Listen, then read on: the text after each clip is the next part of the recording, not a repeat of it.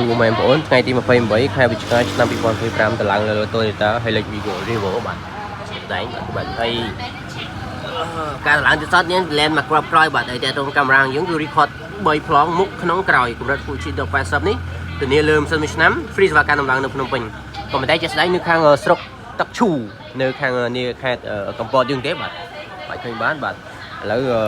សេវាកម្មយើងចុះតាមខេត្តយើងគិតសេវាបូករួមនឹងតម្លៃកាមេរ៉ាទីទួចបាទបើសិនបងមានចំណាប់អារម្មណ៍ទៅតំណងទៅលើការដំឡើងហើយសប្តាហ៍ថ្ងៃយើងមានសាខារហូតដល់4ដែរនៅខាងបាត់ដំបងកំពង់សោមស្វាយរៀងហើយនឹងបន្ទាយមានជ័យហើយបងដែលមានតម្រូវការចង់ខ្លាយជាតំណាងចែកចាយឬក៏យកទៅលក់ដុំលក់រាយបន្តអាចតំណងបានបាទតែត្រង់ WDR Full HD 1080នេះ